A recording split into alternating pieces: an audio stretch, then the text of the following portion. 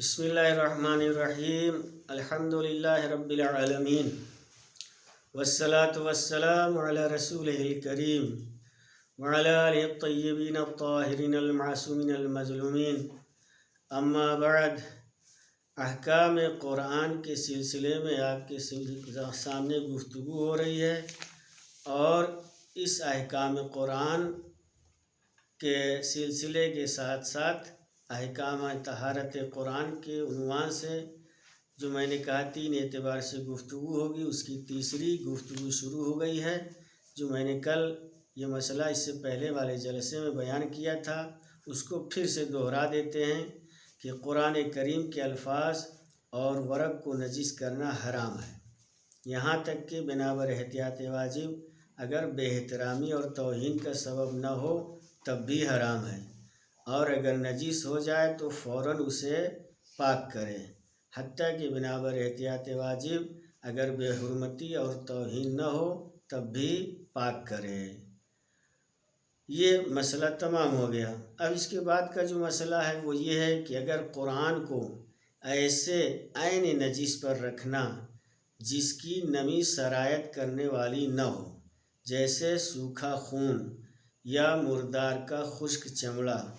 اس صورت میں حرام ہے کہ جب بے احترامی کا سبب ہو، اور اگر ایسی چیز پر رکھا ہو تو اس پر سے اٹھانا واجب ہے۔ یہ مسئلہ ہے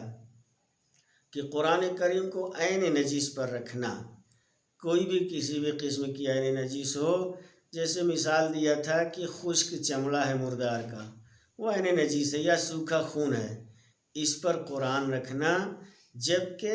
اس کی نمی سرایت نہ کر رہی ہو تو حرام ہے، اور اگر سرایت کر رہی ہوگی نمی تو ایسی صورت میں چاہے بے احترامی کا سبب ہو یا نہ ہو ہر حال میں حرام ہے۔ لیکن خشک چمڑا ہو مردار کا یا سوکھا خون ہے اور اس کی نمی سرایت نہ کر رہی ہو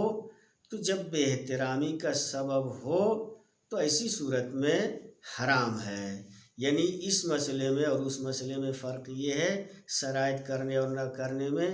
کہ اگر نمی سرایت کر رہی ہو تو چاہے بے احترامی کا سبب نہ ہو تب بھی حرام ہے۔ کیوں؟ اس لیے کہ قرآن نجس ہو رہا ہے اور قرآن کا نجس کرنا حرام ہے۔ لیکن اگر سرایت نہ کر رہی ہو، سوکھا ہے، تو ایسی صورت میں اگر بے احترامی کا سبب ہو رہا ہو تو حرام ہے اور اس پر سے اٹھانا واجب ہے، فوراً اسے اٹھا لیا جائے۔ یہ مسئلہ تمام ہو گیا۔ اس کے بعد کا مسئلہ یہ کہ نجس روشنائی سے قرآن کریم کا لکھنا، خواہ ایک حرف ہی کیوں نہ ہو، اس کے نجس کرنے کا حکم رکھتا ہے۔ یعنی ایسی صورت میں کہ جس کا لازمہ بے احترامی اور توہین ہو تو حرام ہے، اور اگر لکھ دیا جائے تو اس کو پانی یا کسی اور چیز سے اس طرح سے محو کر دے کہ عین نجس روشنائی ختم ہو جائے۔ یہ مسئلہ واضح ہے کہ اگر نجس روشنائی سے کوئی قرآن کریم کو لکھے یا قرآن کریم کے الفاظ کوئی آیت کو لکھ رہا ہے نجس روشنائی سے، تو چاہے وہ ایک حرف ہی کیوں نہ لکھ رہا ہو قرآن کریم کا، اگر نجس ہے تو اس کو نجس کرنے کے حکم میں آتا ہے۔ اس لیے چاہے ایک حرف ہی کیوں نہ ہو، ایسی صورت میں کہ جب بے احترامی اور توہین کا سبب ہو تو حرام ہے، اور اگر لکھ دیا ہو کسی نے نجس روشنائی سے تو اسے پانی سے یا کسی اور چیز سے اس طرح سے اس کو محو کر دے، اس کو مٹا دے کہ عین نجس یعنی خود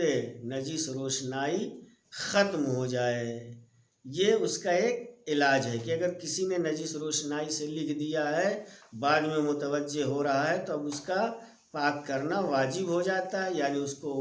یا تو پانی سے یا کسی اور چیز سے، کوئی کیمیکل سے اس کو دھل کر کے اس کو حروف کو ختم کر دیا جائے تاکہ اس کی بے احترامی اور توہین نہ ہونے پائے۔ اس کے بعد کا مسئلہ یہ ہے کہ اگر قرآن کا ورق یا ایسی چیز کہ جس کا احترام لازم ہے، مثلاً ایسا کاغذ کہ جس پر خداوند متعال یا پیغمبر اکرم یا ائمہ معصومین علیہم السلام میں سے کسی ایک کا نام یا لقب اور ان بزرگ اور محترم ہستیوں کی کنیت لکھی ہو اور ایسا کاغذ بیت الخلاء میں گر جائے خدا نخواستہ تو اس کو باہر نکالنے اور اس کو پاک کرنے کے لیے چاہے کچھ رقم خرچ کرنا پڑے واجب ہے کہ فوراً انسان اسے نکال لے، چاہے اس کو پیسہ ہی لگانا پڑے کہ اگر خدا نخواستہ قرآن کا ورق یا پروردگار عالم کا نام لکھا ہوا تھا کاغذ پر، یا خود پیغمبر اکرم کا نام لکھا ہوا تھا، یا معصومین علیہ السلام میں سے کسی کا نام لکھا ہوا تھا، خدا نخواستہ وہ ورق یا قرآن کی آیت گر جائے بیت الخلاء میں، یا ان کے نام ہو یا لقب ہو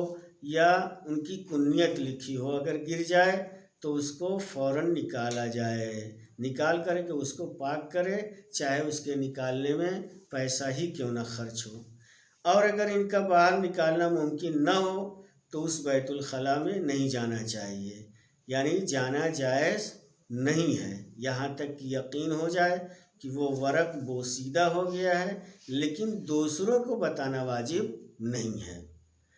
اور یہی حکم ہے اگر خاک شفا گر جائے اور اس کا نکالنا ممکن نہ ہو تو اس وقت تک اس میں نہیں جانا چاہیے جب تک کہ یقین نہ ہو جائے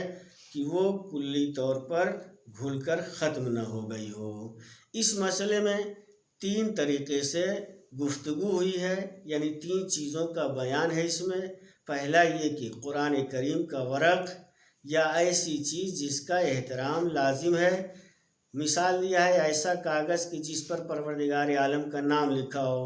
یا پیغمبر اکرم کا یا معصومین علیہ السلام میں سے کسی ایک کا نام یا لقب یا ان کی کنیت لکھی ہو، اور ایسا کاغذ خدا نخواستہ بیت الخلاء میں گر جائے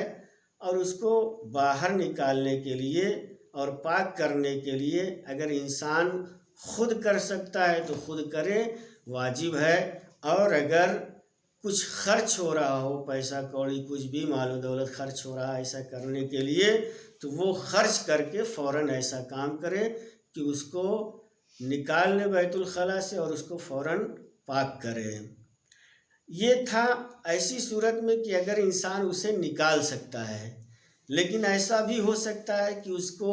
بیت الخلاء سے نکالنا ممکن نہ ہو، یعنی اس کو باہر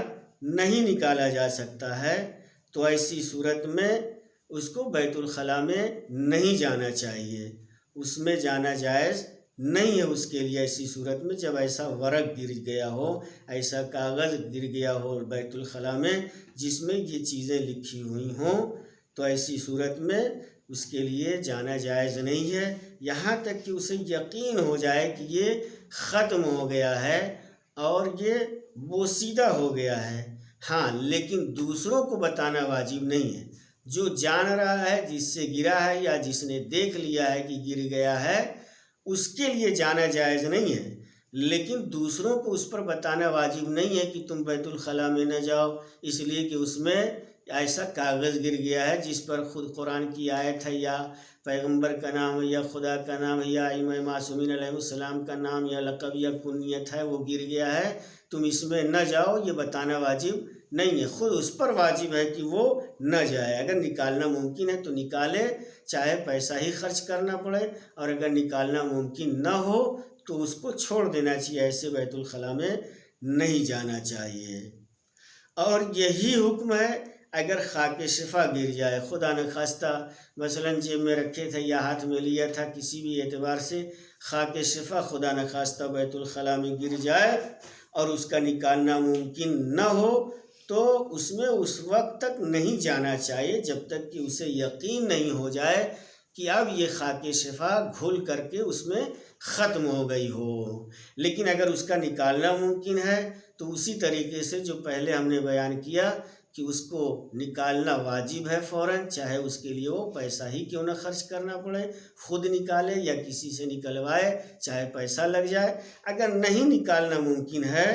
تو بہرحال اس کو اس بیت الخلاء میں نہیں جانا چاہیے اس وقت تک کہ جب تک اسے یقین نہ ہو جائے کہ یہ گھل کر کے ختم ہو گیا ہے۔ یہ مسئلہ تمام ہو گیا۔ احکام طہارت قرآن کے عنوان سے جو 3 اعتبار سے گفتگو کرنے والے تھے، اب انشاءاللہ اس کے بعد کے جو جلسے ہوں گے، جو درس ہوں گے، اس کے قرآن کریم کے سلسلے سے جو دوسرے احکام ہیں وہ بیان ہوں گے انشاءاللہ۔ وآخر دعوانا الحمدللہ رب العالمین۔